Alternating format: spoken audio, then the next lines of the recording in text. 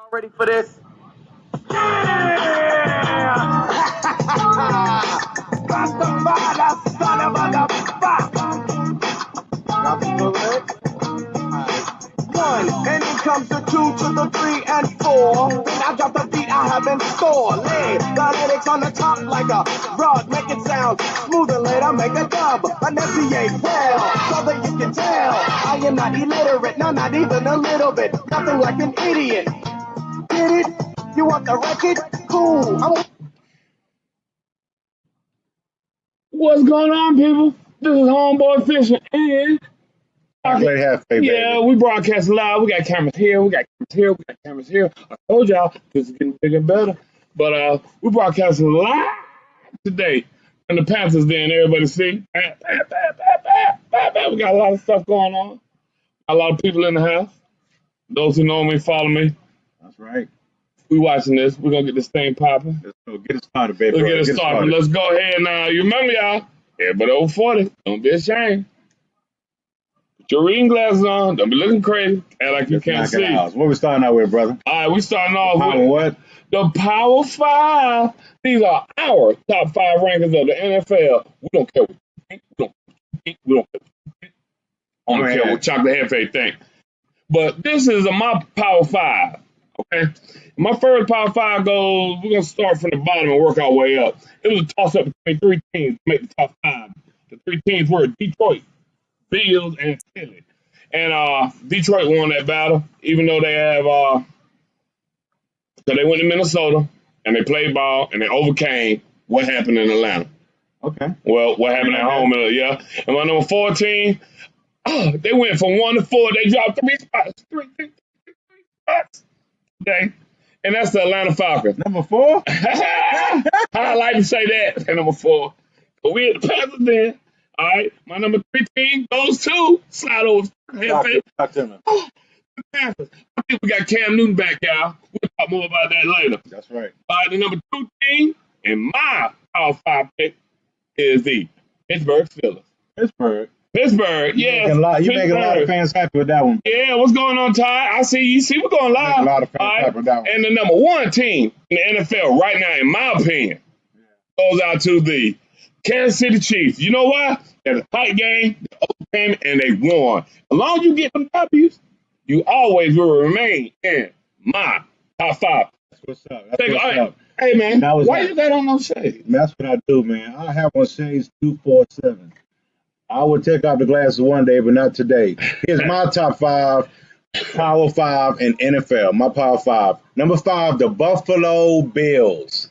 Yeah, I know, right? But Buffalo beat Denver and Atlanta. Back-to-back weeks.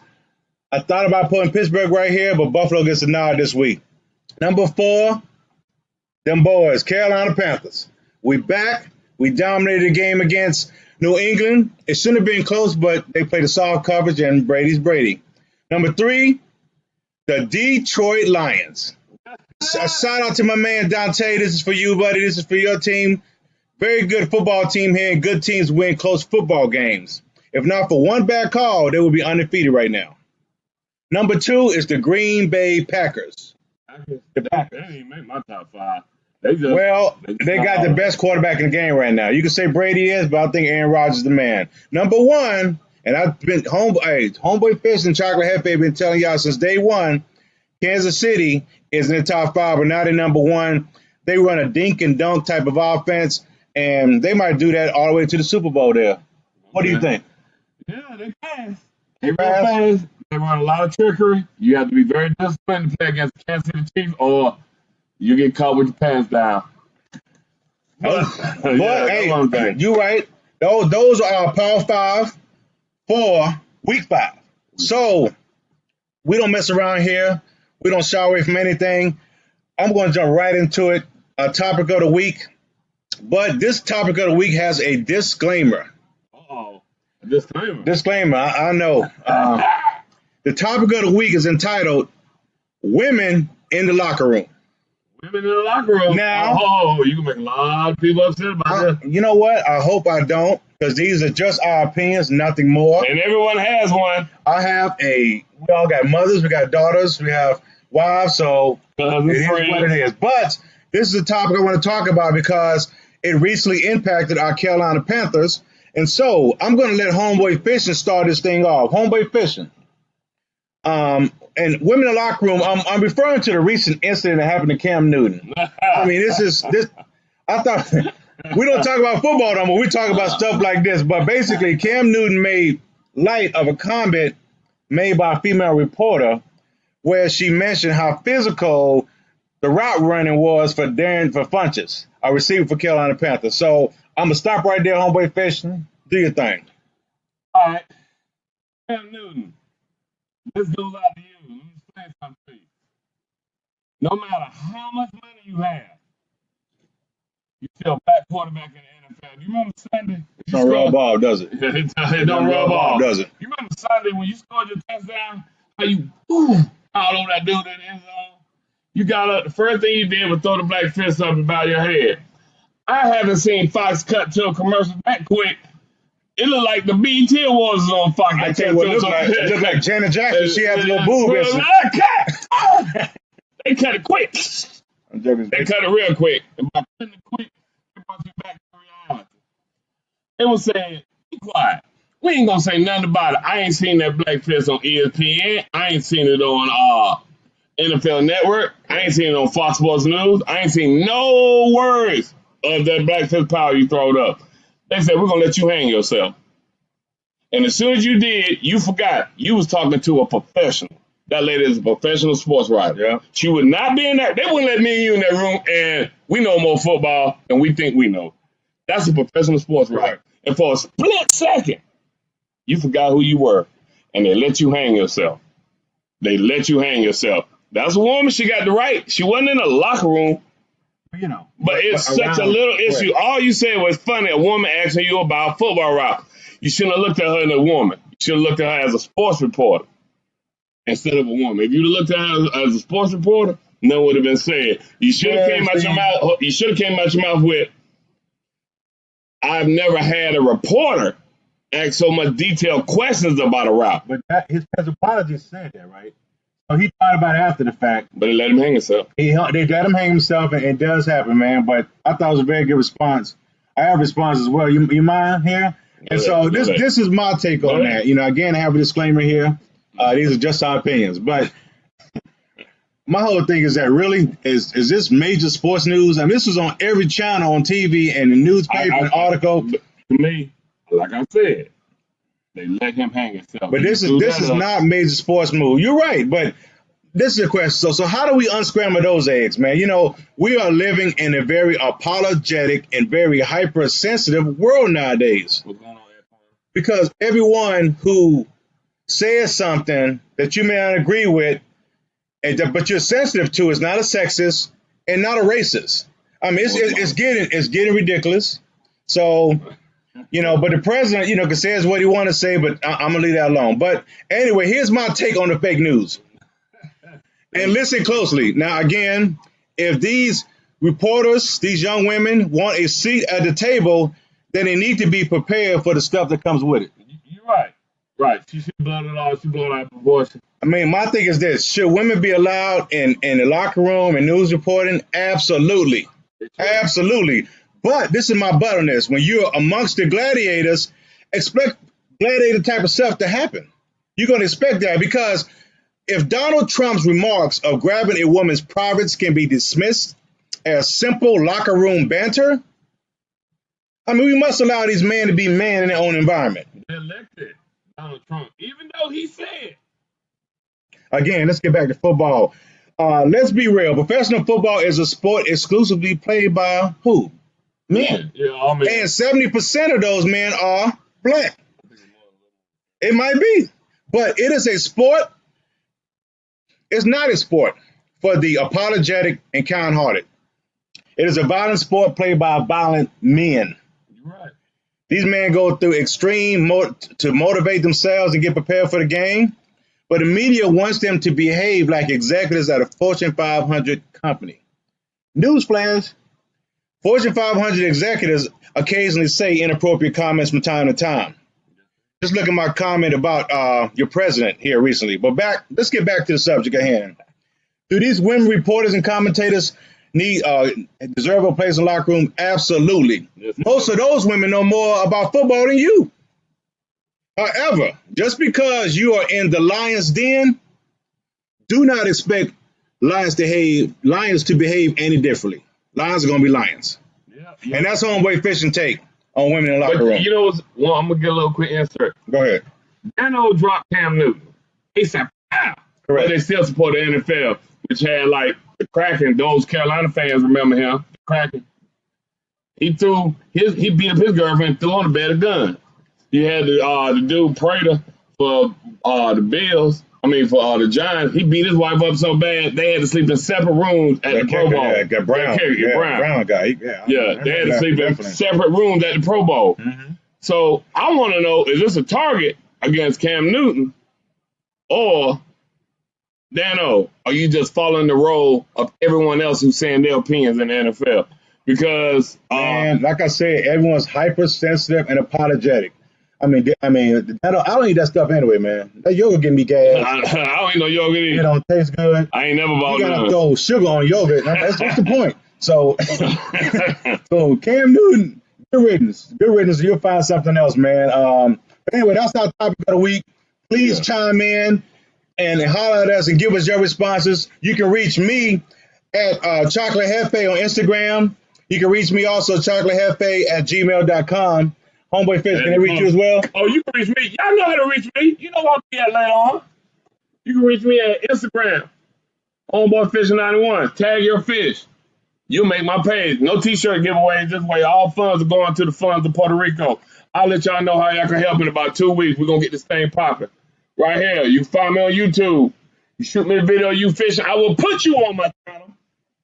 And or if you just got access to the internet, Homeboy Fishing 91 at gmail.com. Reason I'm turning, we got camera set up everywhere here. We do. Told y'all something, B. 1, 2, and 3. I told you some chocolate face. This is real. Real, bro. We're going to have a good time with this.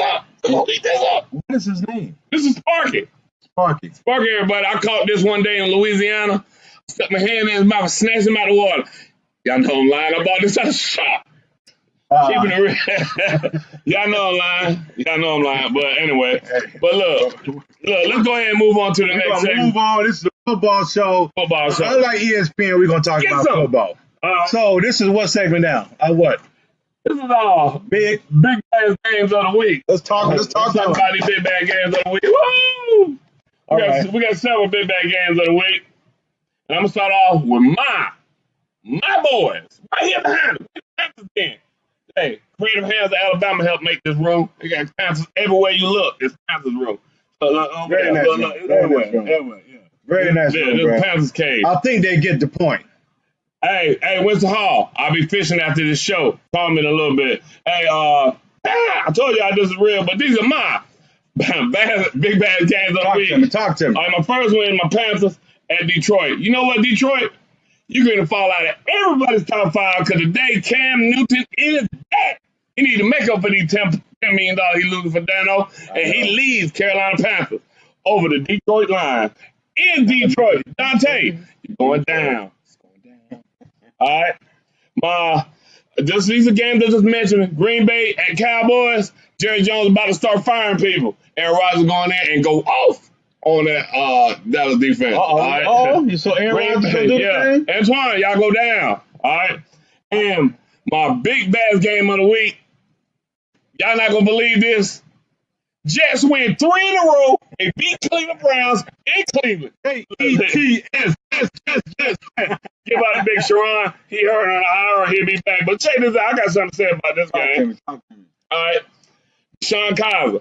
He has the lowest QB rating in the NFL. And the Jets defensive line, they're gonna rack him up. All right. They're gonna get him up. All right. And they got this McGuire running at running back. I think Forte, he's a rookie. And you know what Forte did? He got on that bus. And Drew Brees, Carson Palmer, he coming to pick y'all up at y'all next stop. You know why? That's homeboy fishing. Jets win 3 in a row, and they move with a tie with New England Patriots. When last time I've been saying that? My understanding is the Jets are supposed to be tanking the season. They were supposed to every game get the number 1 pick in the NFL. They're going to be tied with New England Patriots. I guess the Jets did not get the memo, folks. I guess they didn't get the memo. No, schedule. Well, no, they were supposed to lose all the games to get the number one pick. They're like, screw that, we're gonna win. Anyway, let me get to my big bass games of the week. I got some similarities to you. Number one is the Carolina Panthers going to Detroit. Detroit is favored by 3. So home field advantage always gets 3. So what is the NFL telling us? It is an even game. Shout out to Big Dante White from Detroit. Hey, Detroit has been a team that has been feasting off of turnovers. As I previously mentioned, they should be undefeated except for a controversial call against the Atlanta Falcons. The second in the league with interceptions with 7, second in the league with fumble recoveries with 5. However, we play defense in Carolina too. Yeah. And the highest paid person in the game right now, Matthew Stafford, is about to realize that. It's going to be a physical game. But Dante, I think you always talked about disappointment in Detroit and prepare to be disappointed again. Carolina wins. Yes, we're going to go a little pepper on that. Julius Peppers, Dante. Julius Peppers. Get them, homeboy. Get some. Next game of the week, the Green Bay Packers at Dallas. Oh, what you This is think a on big it? game. Dallas just got embarrassed by Todd Gurley and the Rams. Yeah, The Rams. the Rams. Went into Cowboys Stadium, Jerry's World, and put that spank down on the Dallas Cowboys, and they embarrassed. And last year, Green Bay went into Dallas, got their butts beat for the first half, and then beat them in the second half on the comeback. But I believe in karma. I do believe Dallas will be ready for this game. They're circling it on the calendar. I think it's going to be a real good game. High scoring. Dallas wins in a close one. You do? You think so? It's just my opinion. Jerry Jones about to start firing people, B. He might. My last big game of the week is the Kansas City Chiefs going to Houston. This game that only has a 1.5 point spread, which means that it's close. Which means that because Houston gets 3 points at home, so it's very, very close game here. Both of these teams are hot. Kansas City's number one team in HBC, Homeboy Fishing, and also Chocolate Hefe's top 5. But Deshaun Watson is playing his lights out. I just like Houston in this game. One of the best receivers in the NFL that rarely gets spoken about. Yeah, Hopkins is a bad boy. Catches but everything. now he been Pro Bowl every year with no quarterback. Correct. But right now he has a quarterback, and he's putting up remarkable numbers. Bruh, hey, having a good time here, but I think this is going to be a great game. I think that Deshaun's offense is going to come through. I think that their defense is going to come through. I like Houston winning this one and giving Kansas City their first loss of the year. But what you got something else for? This is all I have right here. So you got something else? Well, yeah, I got something else. What you going to talk Y'all about? tune in to Homeboy Fishing later. I will be fishing. Homeboy Fishing later? Well, I mean, hey, they should check you out because you're going to get some tips on how to fish in the fall. But we want to go ahead and end this show. We want to thank you for tuning in. Ran a little longer than we wanted to. And so what I want to do is a shout out to my man, Tommy Washington, bro. Welcome back from vacation, man. Can't wait to see you, man. Anyway, this is Chocolate Hefe and Homeboy Fishing. that's what's up. Come and get some. Till next time.